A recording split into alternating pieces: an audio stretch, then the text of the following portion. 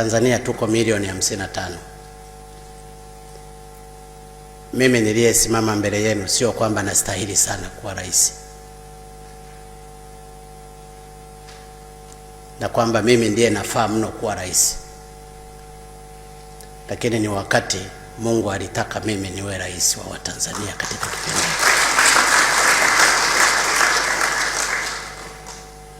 Na ndio maana siwezi nikasimama mahali popote nikaanza kujisifu mimi, kwa sababu Mungu angeweza akamchagua yoyote. Makamu wa rais hapa hawezi akasimama na kusema yeye ndiye anastahili mno kuwa makamu wa rais. Ni Mungu alitaka yeye awe makamu wa rais katika serikali ya awamu ya 5.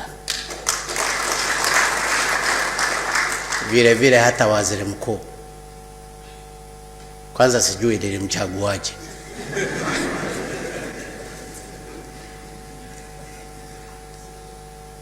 Kwa sababu wapo watu walioenda Dodoma wakiwa wamevaa na suti, wamejiandaa watakuwa mawaziri wakuu, lakini hawakuwa mawaziri wakuu. Akawa Kassim Majaliwa. Lakini haina maana kwamba Kassim Majaliwa ndio muhimu sana na ndiye anayestahili sana kuwa waziri mkuu miongoni mwa Watanzania milioni 55. Ni Mungu aliamua katika kipindi hiki waziri mkuu atakuwa Kassim Majaliwa.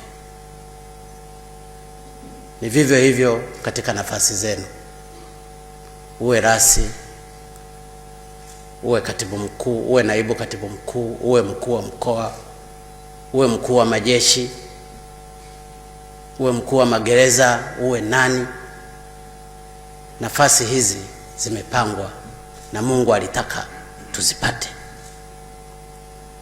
Sasa tukiamini hayo, kila mmoja katika imani yake, tutakapokuwa tunazipata hizi kazi, tutafanya mema sana kwa Watanzania milioni 55. Usipolitanguliza hilo mbele, kwamba nafasi yangu hii nimeipata kwa sababu Mungu ameamua niifanye hii kazi, hutatenda haki kwa wale unaowaongoza. Kwa hiyo la kwanza ninalowaomba ndugu zangu, sisi wote viongozi, kuanzia mimi mpaka mwenyekiti wa kijiji mpaka balozi, atambue kwamba katika nafasi yake ile ni Mungu aliamua ampe nafasi hiyo, akatumikie nafasi hiyo kwa manufaa ya Watanzania wote milioni 55. Mimi na wenzangu hapa viongozi, makamu wa rais na waziri mkuu, na bahati nzuri makamu wa rais amezungumza hapa, huwa inasikitisha sana unapotembelea kwenye mkoa fulani au wilaya fulani, unakuta hizo kero ndipo zinatolewa. Hapa kuna tatizo hili, hapa kuna tatizo hili, na viongozi hao ulionao wanaozungumza matatizo wamekusindikiza, wala hawaoni aibu. Unakuta migogoro mingine ni midogo sana ya kutatuliwa tu kwa siku moja, lakini haitatuliwi.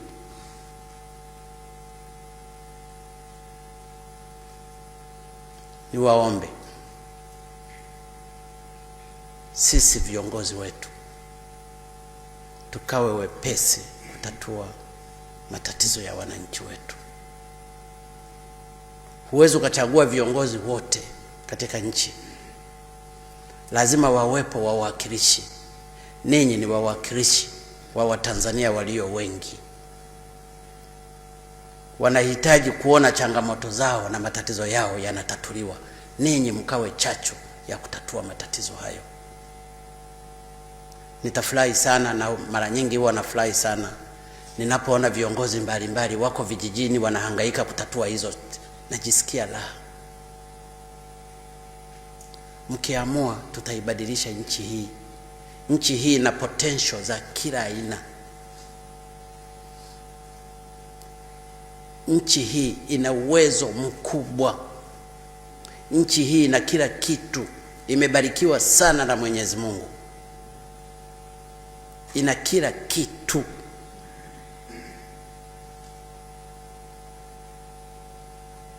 Hata tukiamua tu katika mapato.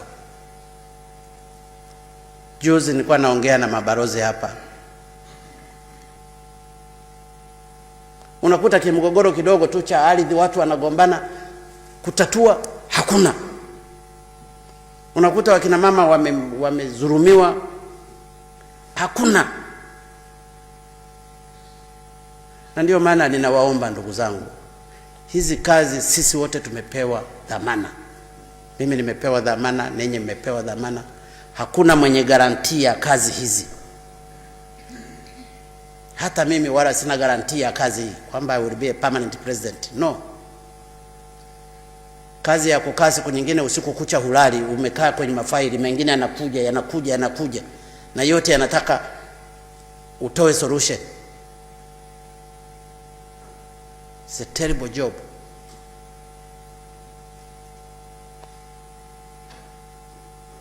Mengine yako kwenye kitanda mafaili. Nilimpeleka mtu mmoja mpaka kwamba huu ndio urais. Nikasema sasa na mimi sikujua, ndio ningejua nisingeuomba.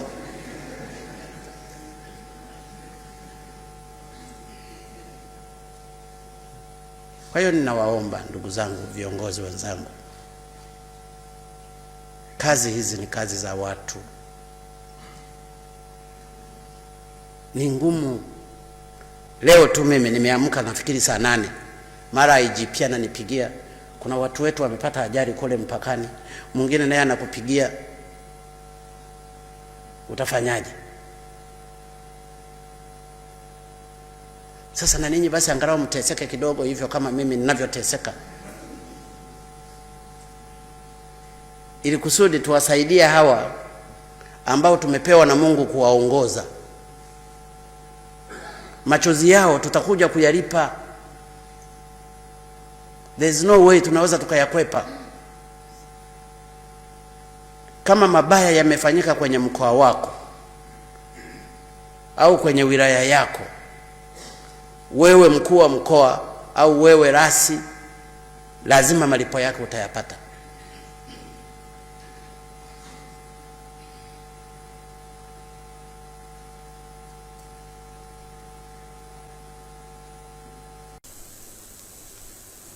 Ni waombe wa Tanzania na hasa vijana wasijihusishe na madawa ya kulevya. Na wale wote ambao wameshahukumiwa katika nchi za nje, wao wamehukumiwa kunyongwa, wao wamehukumiwa kufungwa maisha, waziri wa mambo ya nje na mabalozi wetu mlioko katika nchi hizo, msijihusishe vyovyote. Waacheni wapate chakula wanachostahili huko. Hakuna kumwomba kwamba kuna Watanzania wamefungwa huku. Kama amefungwa kwa madawa ya kulevya na akahukumiwa kunyongwa, mwache anyongwe.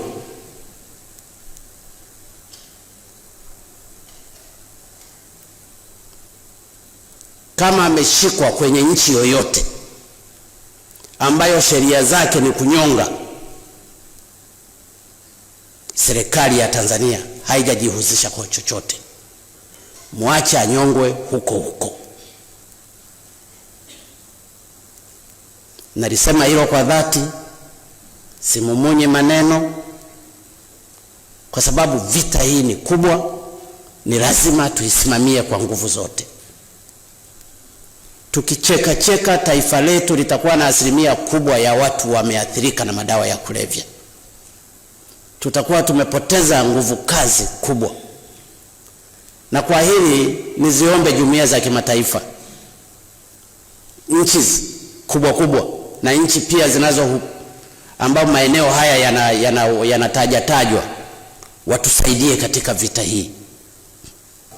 Tatizo la madawa ya kulevya linaliangamiza taifa. Wapo vijana wengi katika taifa letu ambao sasa hivi wamekuwa useless. Wana mikono, wana miguu na kila kitu, lakini they are useless because of madawa haya. Wapo vijana wengi ambao wamepoteza maisha kwa sababu ya madawa ya kulevya. Kwa mtu wa kawaida mwenye kulipenda taifa lake, hawezi akalinyamazia swala hili ambalo linaleta madhara makubwa kwa taifa letu.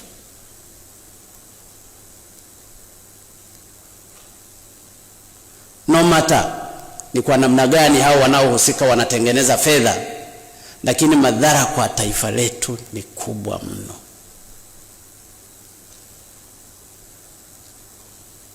Tukilinyamazia tutakwenda kujibu kwa Mungu, kwa nini tulinyamaza? Tusipolishughulikia, adhabu iko mikononi mwetu. Na ndio maana nakubaliana na Mheshimiwa Waziri Mkuu, na niwaombe wa Tanzania wote, tuna majukumu mengi ya kufanya, lakini swala la madawa ya kulevya ni lazima tulishughulikie kwa pamoja. Mheshimiwa Waziri Mkuu amezungumza, tusitishwe na sura.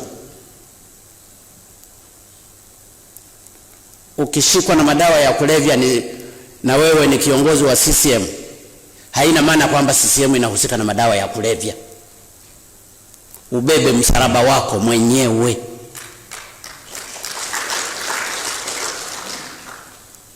Kila mmoja abebe msalaba wake mwenyewe. Waziri Mkuu amejaribu kutoa orodha hapa. Mimi nina orodha nyingi zaidi, labda niwape tu kwa ufupi.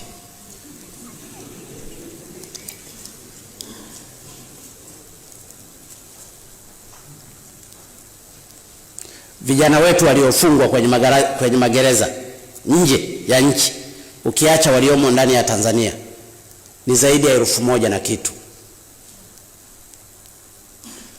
Kwa mfano, Mozambiki wako 20, Nepal wako 4, Iran ameshazungumza Waziri Mkuu, wako 63, India 26, China ameshazungumza Mheshimiwa Waziri Mkuu, wako 265, na 68 kati yao wameshahukumiwa kunyongwa. Uturuki wako 38, Ugiriki wako 25, Afrika ya Kusini 296, Brazil actually wako kati ya 100 na 120, kwa sababu wako wengine wanapokwenda kule wanashikwa wanajiita sio wa Tanzania, lakini wako 100 hadi 120. Malaysia na Thailand wako 16, Indonesia 1, Komoro 3, Pakistani 15, Japani 6, Nigeria 1, Ghana 1, Uingereza na Ireland 24, Kenya 66, Egypt 2, Uganda 15. Ukijumlisha tu hawa niliowataja wanafika 1,007. Bado sijataja nchi zingine. Hao wamefungwa katika magereza ya nchi za nje.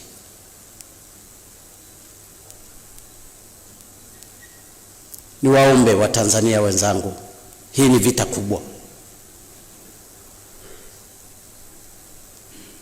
Hakuna mtu yoyote Mtanzania mwenye kulipenda taifa lake anaweza akalichukulia swala hili kimzaa. Tukilipeleka kimzaa tutaangamia.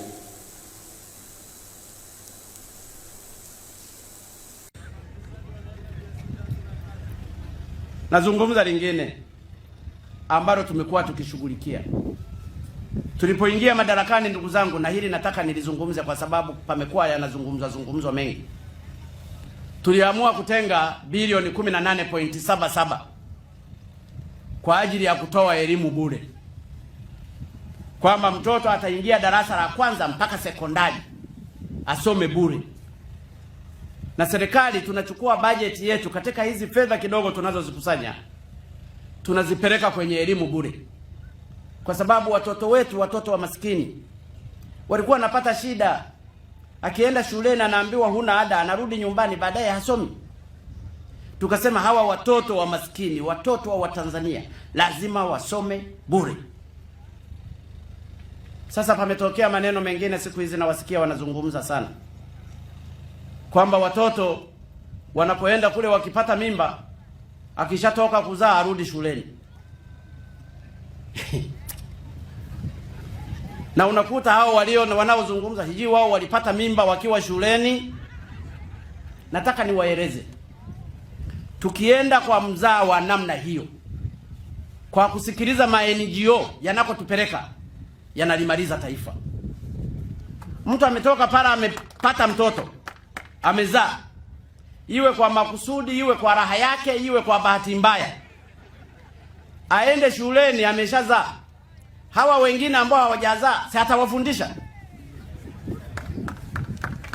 Halafu akipata mimba tena ya pili, anaenda nyumbani, akizaa tena anarudi shuleni. Anapata mimba ya tatu, anaenda nyumbani, akizaa anarudi shuleni. Yaani tusomeshe wazazi. Nataka niwaambie, na hizi NGO na nini wote mnaosikia, ndani ya utawala wangu kama rais, hakuna mwenye mimba atakayerudi shuleni.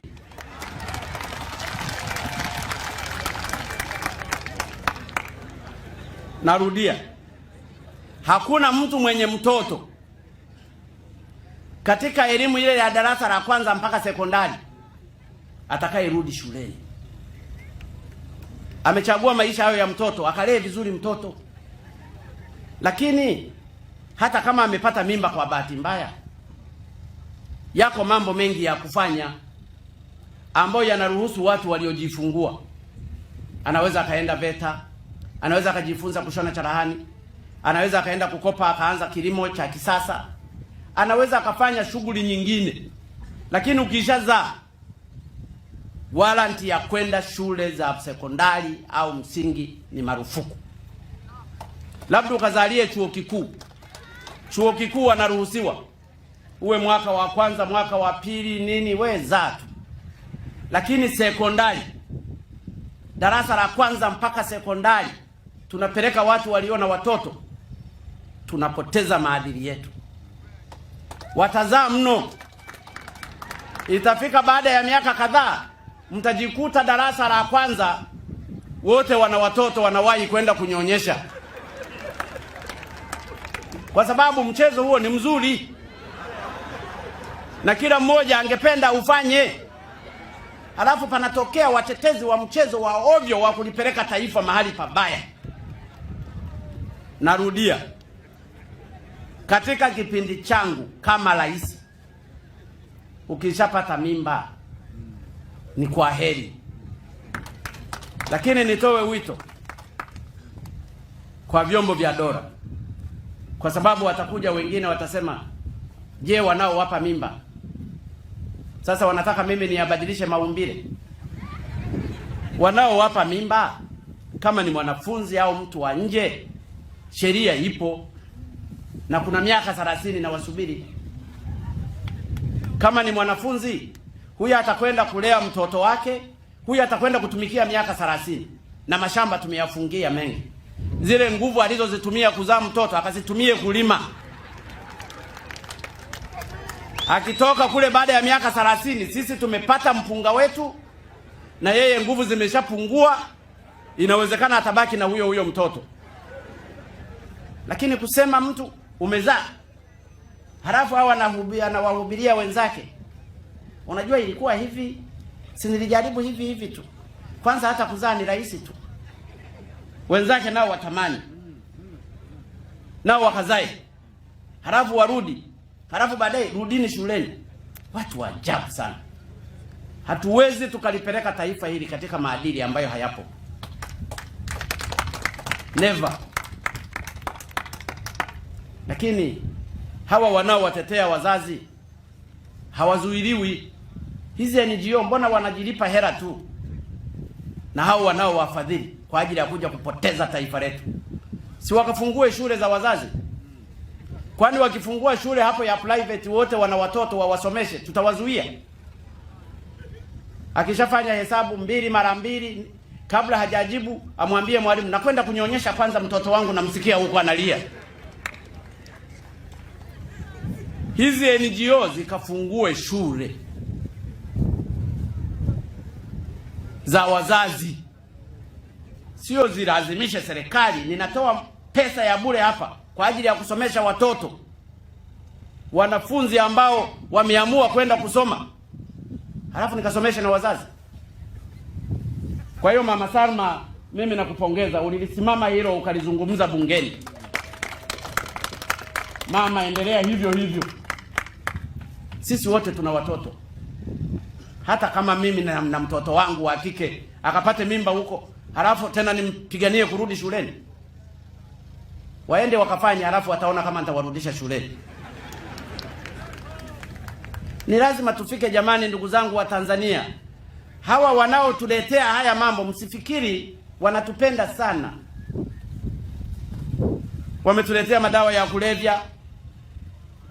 Watoto wetu na wakuta wanatoa makamasi tu, hawawezi wakalima, hawawezi wakafanya nini, wao wanashangilia. Wametuletea watu kubakana, wanaume kwa wanaume, wanawake kwa wanawake, wakati hata ng'ombe hata mbuzi hazijawahi kukosea huo mtindo.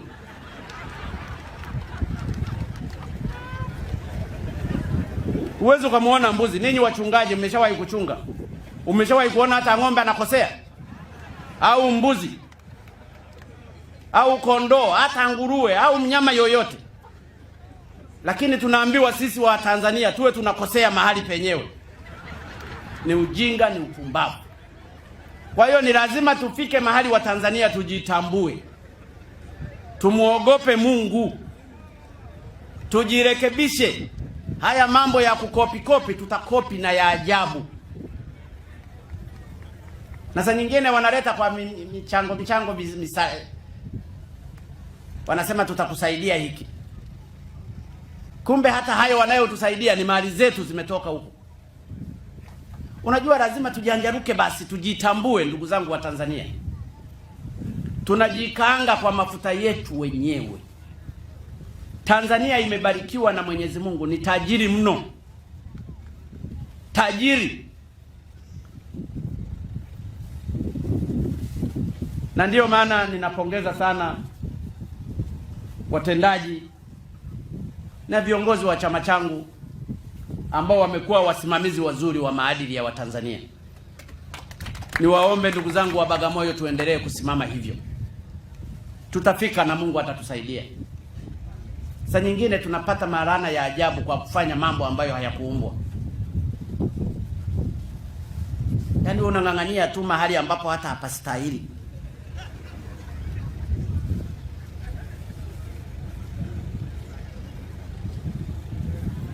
Tabu sana Bakosha.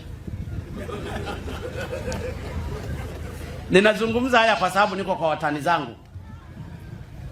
Kwa sababu ningezungumza mahali pengine wangesema mnamuona huyu rais. Lakini ninafuu zungumze aibu ili kuondoa aibu. Ukiichekea aibu itatumaliza. Na hapa kwa sababu kuna vijana ni lazima tuwaenzi, tuwaeleze. Na niwaombe vijana wa maeneo haya Bagamoyo, tuchape kazi. Vya bure havipo. Nafasi imeshapatikana ya kuwa na viwanda vingi. Serikali inatengeneza mazingira mazuri ya kuwa na umeme, maji. Tuvitumie hivi kwa ajili ya kujenga Tanzania yetu. Sisi wazee tutaondoka, mtabaki ninyi.